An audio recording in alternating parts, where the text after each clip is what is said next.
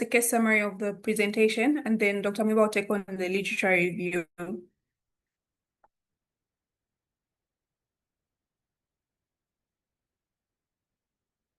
So I'm presenting JB, male, 8 years old, a case of parahemophilia, first presented to the University Teaching Hospital in 2020 at the age of, came in with a history of a fall and sustained the injury was sutured, dressed, and was mom noticed that the bleeding started again at the injury site and went back to a local clinic. Sutures were revised, hemostasis was achieved, and then patient was sent home. And later the same night, started bleeding again, and then for further evaluation and management. So when taking the history, mother did give a positive history of easy bruising and bleeding under the skin, and also history of recurrent epistaxis. Otherwise, birth histories were unremarkable with no prolonged bleeding from the umbilicus. And then in terms of immunization, the patient was up to date. Give a history of epistaxis herself and also her brother. With developmental history, there was no notable developmental delays.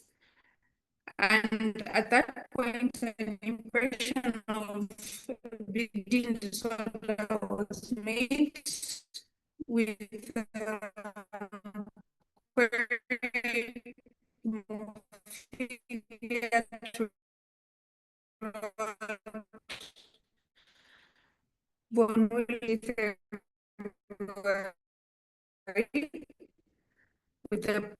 and then later the same year, in August, he presented with out.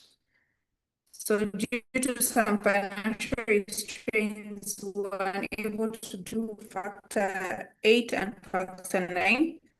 So it was presumptively started on factor 8 through 2023, where we managed to get the test.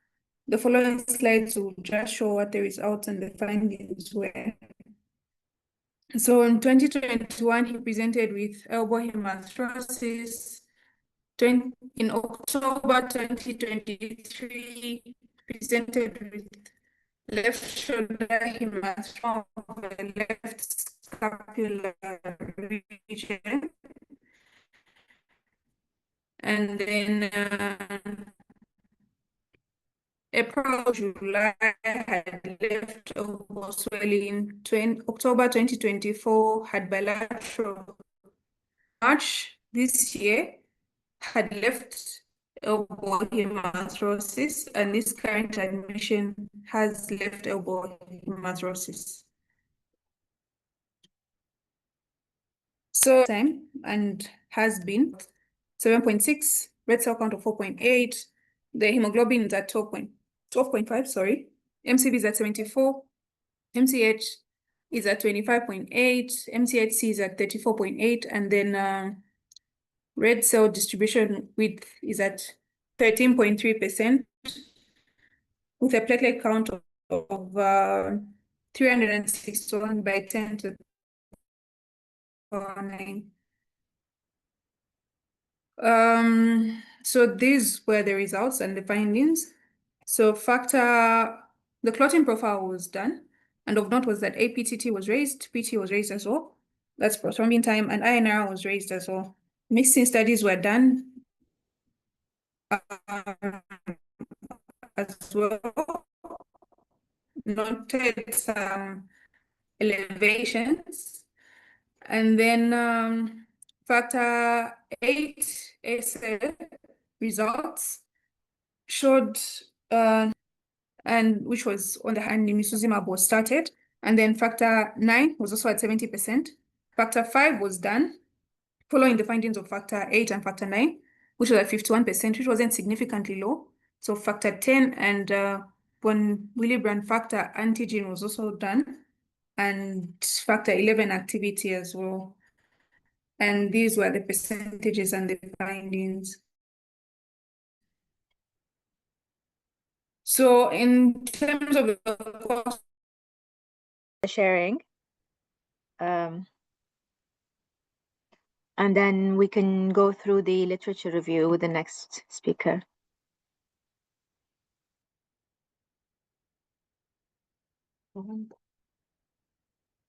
Okay, so our patient is 8 years old, by the name of JB. First came to the University Teaching Hospital at the age of 4 with a history of a fall, and then sustained a laceration on the upper lip. Went to the local clinic where it was sutured, but 2 days later, mom noticed that the bleeding continued. So she went back and this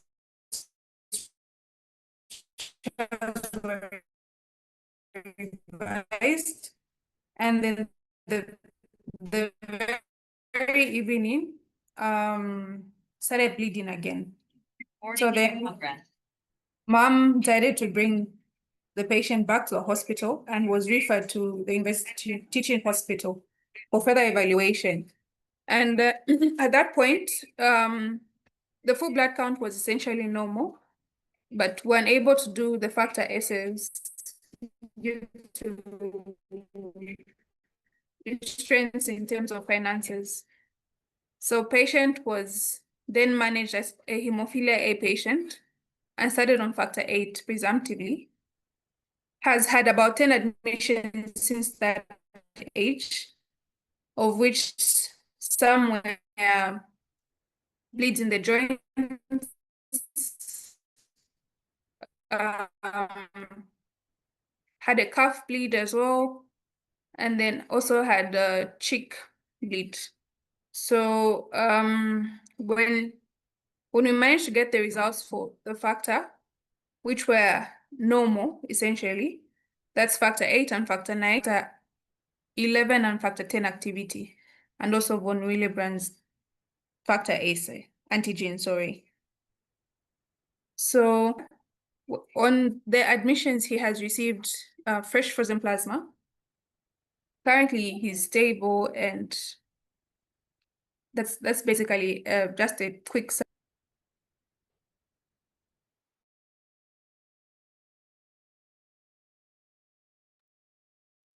Amazing. Thank you very much. Thank you, Charlie. That was excellent. Very interesting case. So I think there's somebody else presenting a literature review, isn't it?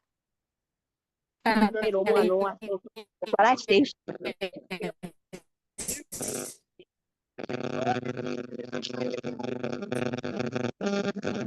Dr. Mundo will take up the literature review.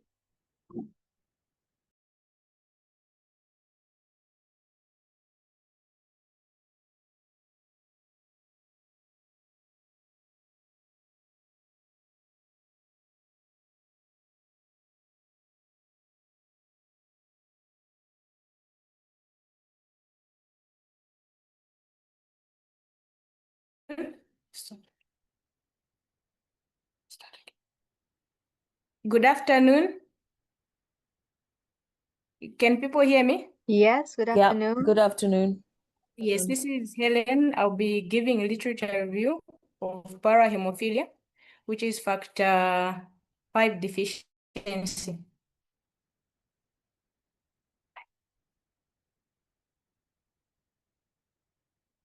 Okay, so that's the outline of the presentation. We'll introduce, I'll go through the pathophysiology, classification, clinical, and then we'll conclude and attach the references. So just to introduce, parahaemophilia is a rare autosomal recessive bleeding disorder.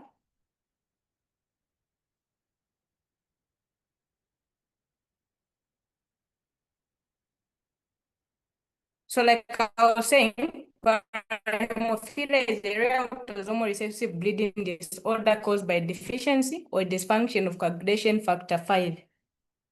So in terms of prevalence, it's extremely rare with an estimated incidence of 1 in 1 million individuals. So this condition was first described by a Norwegian doctor, Dr. Paul Oren, in 1947, who distinguished this type of factor deficiency from the classic factor 8 and factor 9 deficiencies. So it's important to understand that parahemophilia is a rare disorder and therefore needs to be investigated because it's got potentials of severe bleeding complications, particularly in the pediatric population. So just run through a brief overview of the pathophysiology. So factor 5 is a crucial cofactor in the coagulation cascade.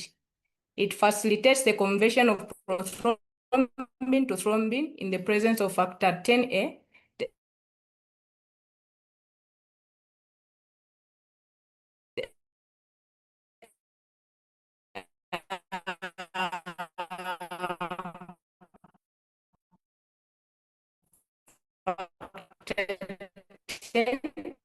Helen, your sound's gone again. Helen? Helen?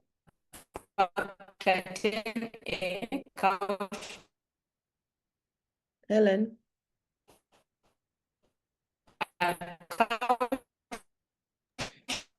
There's a very bad echo. There's a very bad echo. We can't hear anything. Phospholipids.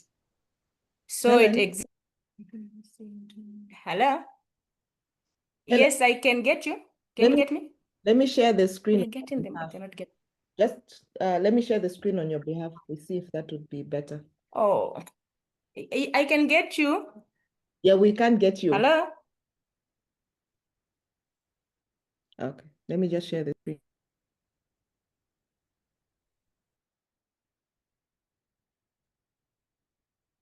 Okay. Am I audible now? Yeah, we can hear you, definitely. Yeah, great.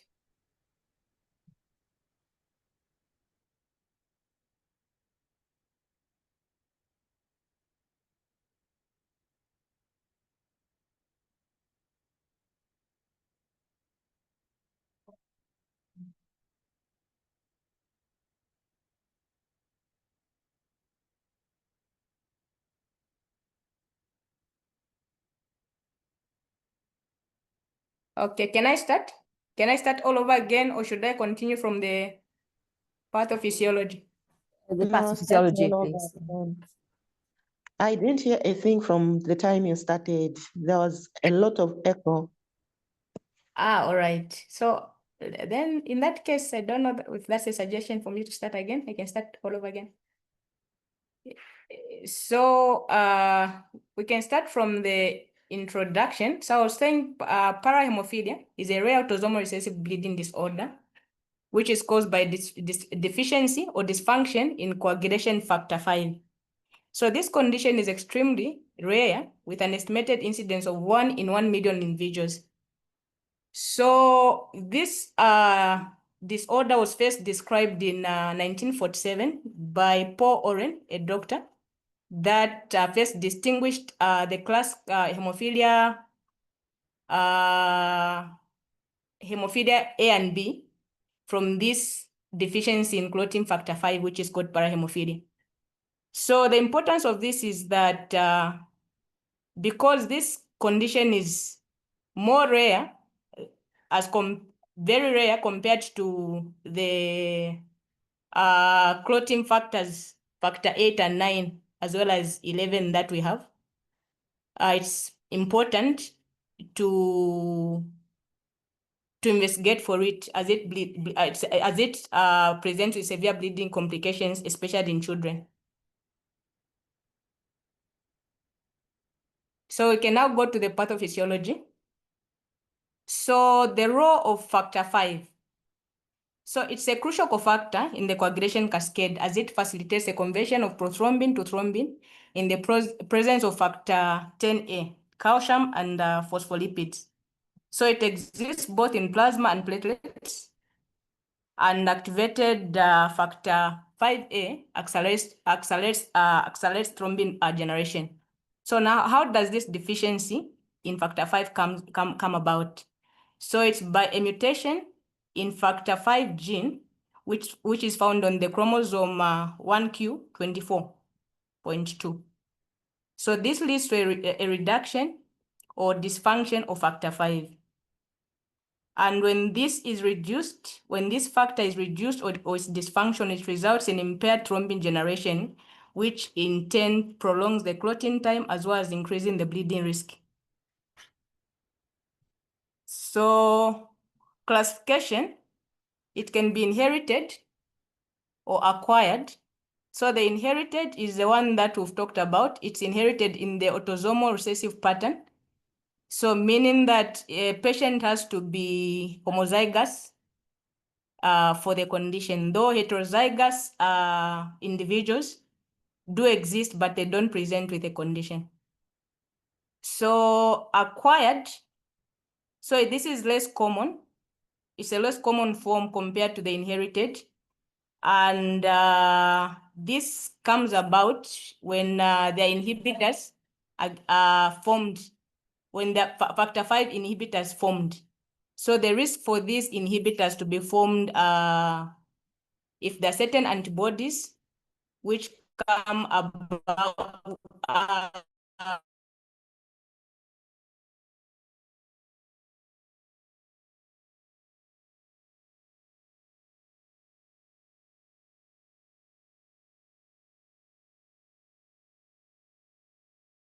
when a patient is taking certain antibodies.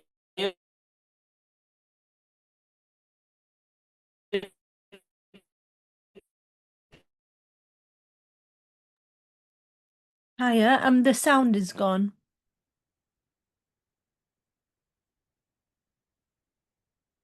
Hello?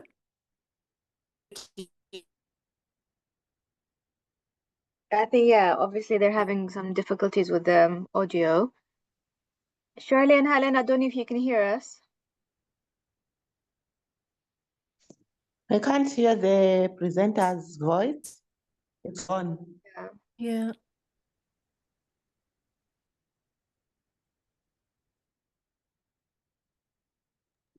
Yeah. Beta-lactams, if there are conditions such as malignancies, liver diseases, autoimmune disorders, just to mention a few. There's our next slide. Am I still presenting? I figured. Yes, Can you hear me now? Yes, we can. Yeah. Yes.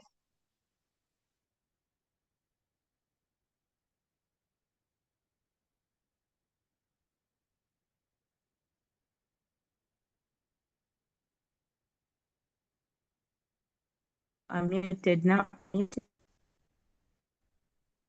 I'm still muted. Helen, Hello? we can hear you now. Carry on. We can hear you. Okay. So I was talking about the different classifications.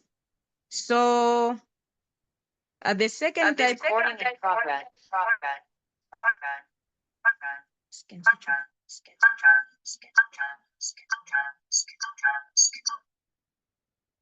Hello? Hello? Hello. Hi. Hello. Yeah, we can hear you.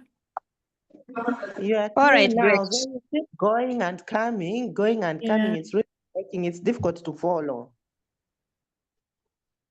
Okay, so we are now presenting from the phone. I'm using the phone. I don't know if this will make things better.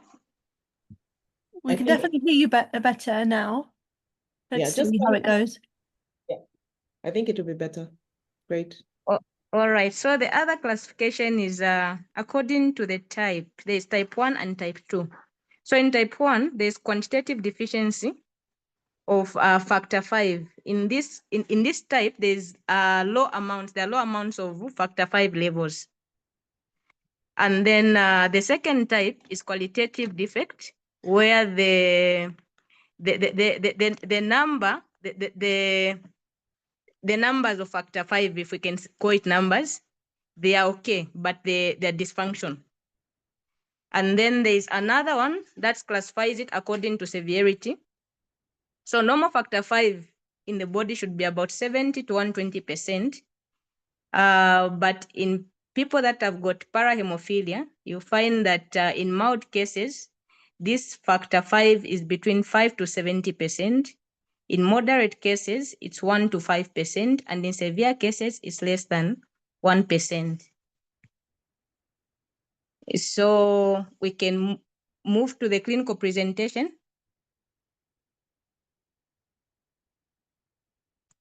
Okay, so symptoms actually vary, but based on the factor 5 activity levels. So commonly we find that these children who present with easy bruising, epistaxis, mucosal bleeding, both in the mouth, maybe in the GIT. And then there are those severe presentations where children present with hematolosis, intracranial hemorrhages, or postoperative bleeding. Patients that are heterozygous for the condition, like I said, usually are symptomatic. So just to consider some groups like the neonates, these may present with bleeding after circumcision for the males, and also prolonged bleeding from the umbilical stump. So in these age groups, you find that there's delayed diagnosis because this condition is rare, and as you can see, the presentations are variable. So compared to the classic hemophilia, A and B, parahemophilia affects both genders equally because it's an autosomal recessive disorder. We can move to the next. So diagnosis or evaluation. So it involves a detailed history. So in the family history, we expect that both males and females could be equally affected, and it's most common in consanguinity groups. And then we also need to ask for bleeding episodes in family members, apart from the patient that presents. So for the physical exams, there are signs of bruising, petechia, joint deformations, or that's in severe cases. So some tests that can be done, the laboratory tests. So like we saw from the case, prothrombin time, both prothrombin time and activated partial thromboplastin time are elevated. And then factor 5 assays confirm the deficiency. So less than 20% of less than 20%, if someone has got factor 5 assays of less than 20%, you find that this is when they're symptomatic. But for those that are above 20, they could be asymptomatic. So there's also a role for genetic testing, which identifies factor 5 gene mutations for a definitive diagnosis. Differentials include combined factor 5 and 8 deficiencies, von Willebrand disease, and other coagulopathies. Okay, so management. So the general principles of managing these patients. So we need to take note that there's no specific factor 5 concentrate that's available at the moment. So the treatment focuses on replacing factor 5 and controlling the bleeding. And it also involves multidisciplinary approach, so that involves hematologists, pediatricians, and genetic counselors. So in our setting, we are using a fresh frozen plasma, which is being given at 10 to 20 mL per kg at the time that the patient presents with an acute bleed. And then platelet transfusion is considered in severe cases, as platelets contain functional factor 7. factor 5. Desmopressin may be used in mild cases to enhance endogenous release. For mucosal bleeds, we are using tranexamic acid. So for surgical and prophylactic management, so we need to make sure that FFPs are given before a patient undergoes an operation, if at all they've got this deficiency, if they've got parahemophilia. We can move to the next one. So look at the complications and prognosis. So complications include intracranial hemorrhages, joint damages, and then there's also transfusion-related risks, such as the volume overload, and then allergic reactions and transfusion-transmitted infections, which have now become rare. Prognosis, so this varies depending on the severity. So mild cases may lead to normal lives with normal interventions. Severe cases, these require lifelong monitoring and management. And also we need to counsel families on the chances of them, since this is an autosomal recessive, chances of them having children with a similar condition.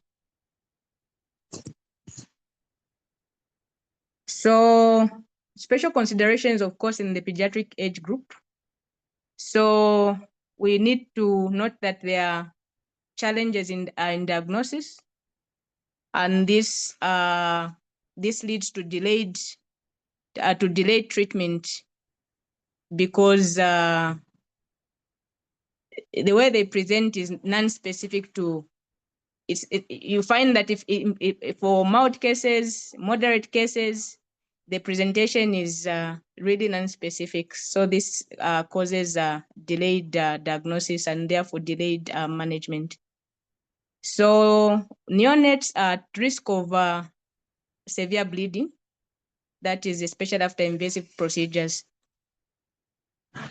So other management adjustments, we could lower FFP volumes to avoid fluid overload in infants especially. We need close monitoring during growth spurts, because in this age group, they're prone to trauma, as they're involved in activities that can predispose them to such. And then parents also need psychosocial support in educating them about the condition, as it is a rare form. So when we talk about things that are currently happening, so gene therapy is being considered. So this will lead to early detection. It's in the early stages. They are targeting the correction of factor 5 gene correction. And also, because we don't have factor 5, an isolated concentrate of factor 5, this is what they are also trying to work on, so that we could have just a factor 5 concentrate that we could use to replace, like we do in hemophilia A and B. So far, in diagnostic improvements, there is the next generation sequencing for rapid factor 5 mutation identification. But this is currently not available in our setting.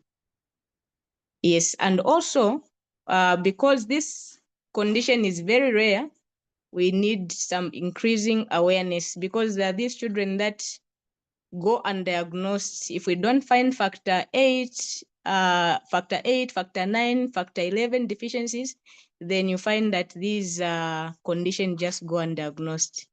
So we need some form of increasing awareness.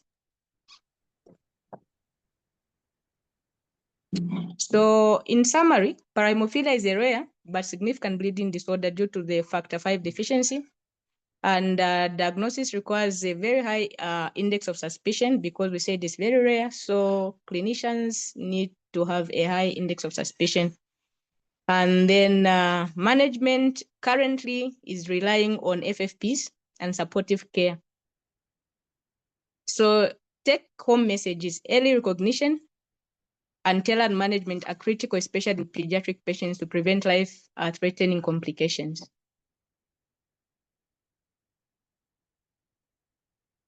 So these were my references. Thank you. Thank you so much, Helen. Thank you. That was excellent and much better audio. Thank you for switching to your phone. Amazing, interesting case. Well done. I think I had just one comment and perhaps I missed it in your initial slides for Shirley's slides. So did you have access to just a standard PT, APTT at the initial stages when he was coming in with all those bleeds? Because perhaps that would have given you a clue, as you mentioned in your literature review, both PT and APTT would have been prolonged, and maybe that would have pointed you earlier to think about factor 5 and maybe perhaps factor 10. Oh, yes, we had results that showed increased prolonged prothrombin time and activated partial thromboplastin time. So that was done in our case study. Okay, but then the factor 5 assay came later for financial reasons. Maybe parents couldn't afford it initially. Is that why? Yes, that one came at least 2 years after the initial visit. Yes. Okay, perfect. And then my other question was about siblings. You've already mentioned autosomal recessive inheritance. Does this patient have any siblings, and have they been tested as well? Yes, the patient has siblings, but they're yet to be tested. So far, none have presented with any symptoms suggestive of bleeding disorder. Amazing. No, thank you very much for your presentation. I think we can open to anybody in the audience. Anybody has any questions or comments?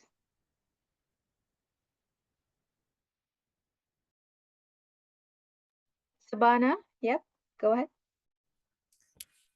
Yeah, thank you, Sama. My question is, I mean, obviously, when you did the child's factor levels, the factor 5 wasn't low, and that was possibly because they've had some FFP before you did the test. So my question, I guess, is, how long? So I have 3 questions. One is, how long after the FFP? You may not know this answer, but I'm just asking anyway. Did this test get done? Number 2 is the child, what other kind of long-term problems with the intra-articular bleeding? Have they got long-term contracture and damage to the joint?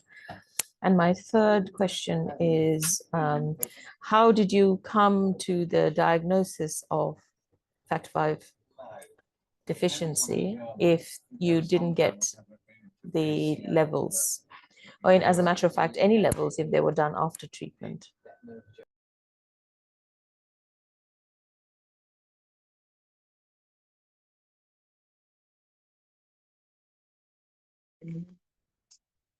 So we had factor 5 levels, they were at 50%.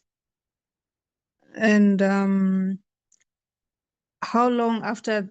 It was about 2 months after the last FFPs were given. That's when the factor 5 levels were done.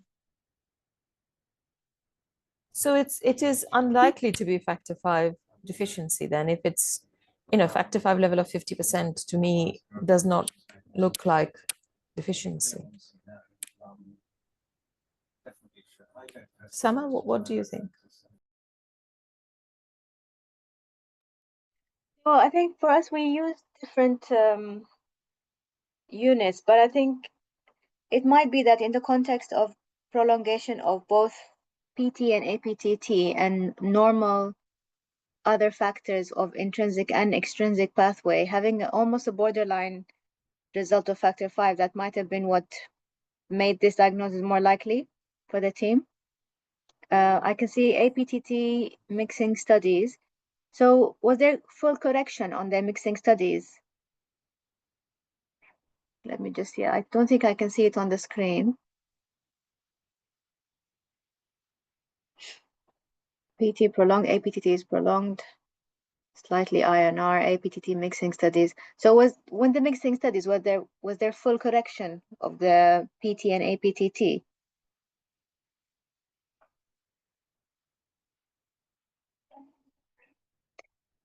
maybe was your thinking, but because the factor 10 activity is clearly not low, 78%, we've got normal vulnerable antigen, 11, 8, and 9 are both all of them are very high. I think a borderline factor 5 possibly is what made this the most likely diagnosis here in the context of prolongation of both PT and APTT. So 50% is just on the cusp of just about. Yeah, but you wouldn't expect somebody to have such severe hematolosis and intramuscular bleeding if they've got, if they've got such high levels. I mean, I don't know if we've got the right, unless, I don't know, because, sorry, Helen, if you go back to your previous slide, you've explained, or maybe not the previous, the subsequent slide. I think there's one slide where you gave a mild, moderate, severe definition.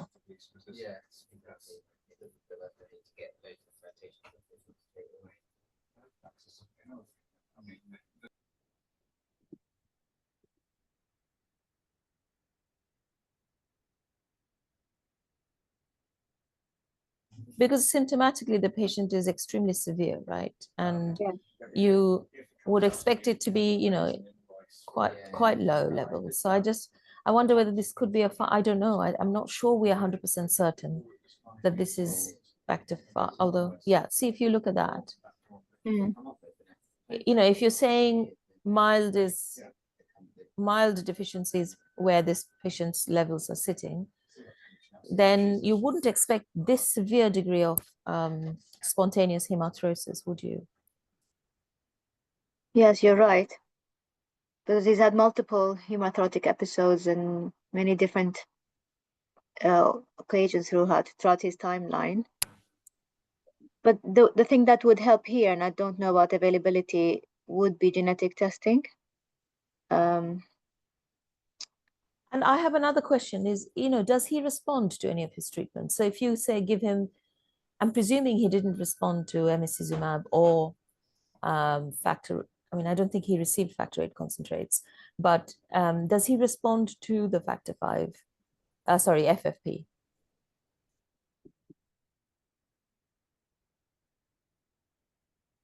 Hello? Yes. Yes, so surprisingly, this patient actually responded first of all to the factor 8 that was given, responded to emicizumab. It was only changed because now factor 5 levels were done and was borderline, was a mild parahaemophilia. So even the FFPs actually helped the patient.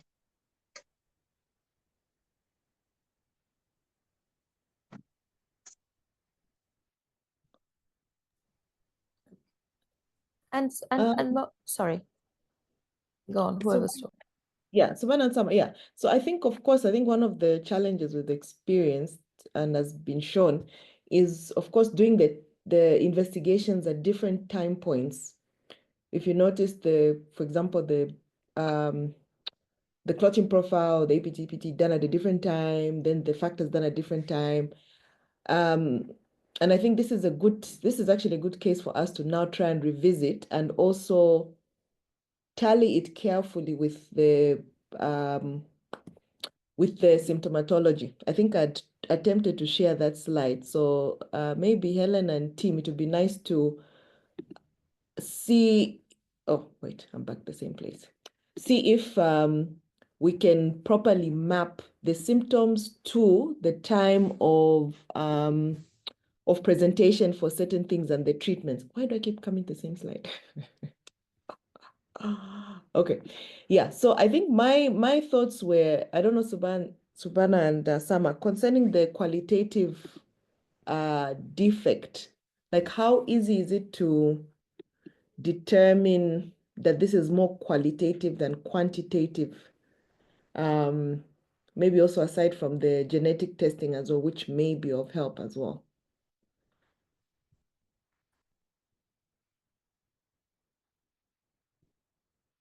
So the assays are quantitative. Yeah. So yeah, so what you've got is a quantitative assay to see how much of the factor 5 is on board. It's an immunoassay, but I think that I know it's difficult, but I think from my mind, the best, most straightforward thing is to do genetic testing to identify the genetic mutation, and then based on that decide. But I don't know if there is an actual qualitative assay for factor V, and whether Yeah. that's available I'm anywhere. not sure there is actually. I'm not aware that there is. And But yeah, sorry. no, go ahead, Saban. No, I was going to say that, it's because the patient has very prolonged APTT. We know that at least we know that it's and it's a male patient. But what I'm not sure about the PT being mildly prolonged. It's not as prolonged as the APTT, and I guess that's why you're kind of thinking about, because the PT was also prolonged, you're probably looking at factor V more than anything else. But what is also surprising is that not, very specific things like emicizumab, which will only act in factor A deficiencies, actually also respond, this patient has responded. So, the only other thing one could do if you can't do genomics would be to see whether you could do some family history taking. I know that there is history of easy bleeding in the mother, I believe. So if it's in the mother, I guess it's difficult to interpret often with it's a female history of bleeding because women obviously bleed every month, and people can have heavy menstrual period for other reasons other than sort of hemophilia. So if there is a history of somebody who's within the family, clearly if this is factor V, then it will autosomal recessive, which means that both genders can have it. So if there are other symptomatic patients, and if the patient would be willing to, I know all of this is out of pocket, so if it's possible to test some of these individuals, then you can get a rough idea of what you're dealing with. But again, I think it's going to be very difficult to unravel unless you give the patient a good 3 or 4 months or 2 or 3 months, if you can. I mean, clearly you still did the blood test 2 months after, didn't you? So as Thilo says, that if you've done a blood test, I mean, that's maybe one little bit of detective work that has to be done is, did the patient really not receive anything in the 2 months preceding this factor assay? Because sometimes people can go elsewhere to receive, or they, it might have not been documented or something. I don't know. I mean, obviously I don't work in your setting, but just to see if, accidentally some FFP has been administered unknown to the treating team. I don't know, other than that, if anyone else has any ideas. I was just wondering about factor II, Thilo. Did that get tested as well? Because that gives you a very similar picture of prolongation of both PT and APTT. I don't think so, but let me just. No, it wasn't done, Helen, right? Yeah, I don't think it was done. No, it wasn't done. Maybe to Subarna's point, because factor V is not that deficient, just borderline, perhaps a factor II would add to the picture, add some light, because can also give you a similar features of both PT and APTT prolongation. And the other thing I was wondering about is also fibrinogen level. Has that been tested? Because again, similarly, it could give you both PT, APTT, and in some cases can be quite severe. A fibrinogen assay. Yeah, I think that's a fair point. I think factor II, so prothrombin levels and fibrinogen levels might be helpful. The other thing would be, I mean, obviously the question for the MDT is really A, diagnostic, B, how do you manage this patient? I mean, obviously any of these slightly rarer conditions you can't really give anything specific other than FFP. And presumably in your setting, I mean, the only other thing, Sama, is how about tranexamic acid? Is that something that can be given to this patient on a day-to-day basis, or could it be reserved for when he is had minor injuries or something. I'm just thinking whether that could be something that could be thought about in the Yeah, well, absence of any, sounds, FFP. Yeah.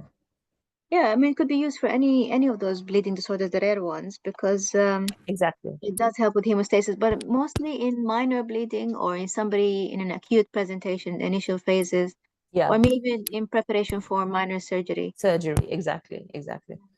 So I think I think, in terms yeah, sounds like he's severe, isn't it? Very severe. very severe. Yeah. So, and there is a mismatch between the levels and the degree of severity. And I don't think, I mean, I know Tila quite rightly thinks that this could be a qualitative, deficiency of factor V rather than a quantitative deficiency. But without genetics, I don't think we can unravel that. I'm still going to question slightly, given how rare it is to have this. I mean, to have a qualitative factor V deficiency. That it's worth revisiting whether what you're dealing with is, straight, it's a male patient, is it straightforward factor VIII or factor IX deficiency that you're dealing with, and actually it can't, I don't suppose it could, and actually the reason why it's so high is because inadvertently some treatment has been given before you took the blood test in April 23. And so I guess in that sense, some of that investigations will need to, I mean, you guys look after a lot of bleeding hemophilia patients, and I'm presuming that there will be some, similarity in their presentation. Does this child look very different or very similar to your severe hemophilia patients?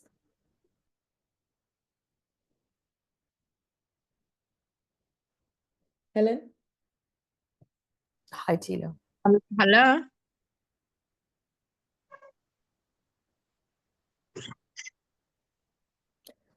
So I'm trying to remember Joseph. So I think for the severe hemophilia patients, there is a bit of difference. He doesn't present as the other severe ones that we get in, especially the severe ones, we usually come in with the muscle bleeds in addition to the knee hemathriosis. So Joseph, if I remember correctly, usually presents with the elbow hemathriosis, the past few admissions. Yeah, so if you look at so in about 2 years ago when he presented, he only had one hematoma in the scapula, but all of the other ones have been sort of elbow, shoulder. If I can remember correctly, I don't think of any knee, or any other muscle hemathriosis, if we're to classify him in sort of a hemophilia severe presentation. So his presentation is different from the others. Yeah, that's interesting, I guess. Yeah. Very interesting and very, very, very rare. So in all of Very the rare, hemophilia very patients rare. we look after here, and we're one of the biggest centers, we don't have a single severe factor V patient, factor V deficiency. And it's even more rare in an African setting in terms of inheritance. But maybe complete the assessment by checking other factors like factor II and a fibrinogen level, and see if there's anything else that is maybe missing from the picture that would influence treatment. Although, as already had been said, treatment would probably be along the same lines if we're dealing with a condition that does not have a concentrate. Especially in this setting. But yes, I would definitely recommend checking the factor II fibrinogen, and see how he gets on. And perhaps even repeat that 5. Repeat it maybe outside of a treatment day. How often are you giving the FFP now? Is it twice a week? I imagine they're getting it only when they're bleeding, right? Mostly, yeah. But Helen Yes. can. So he's only getting it when he has the bleeds. Yeah, so you might have an opportunity to maybe just bring him over one day when he is, if possible, to do those tests outside of a bleeding window, which I can understand might be quite challenging from a logistical point of view. I mean, and then we could discuss this when we have one of our colleagues with, who might, you know, are one of our hemophilia colleagues who I think is coming with us to Zambia. Yeah, So it'll be nice if we can try and have yeah, we could Okay. discuss this case again. Yeah. Yeah. So Perfect, amazing. We're at the end of the 1 hour slot. Anybody has any last comments before we close?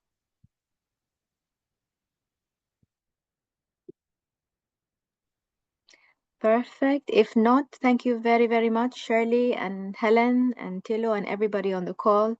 Definitely very interesting, and hopefully we can discuss further with another set of investigations and blood tests with either Gillian or Sarah from the MDT team. Perfect. Thank you, everybody, for attending today. Have a lovely rest of your afternoon, and we will see you next month.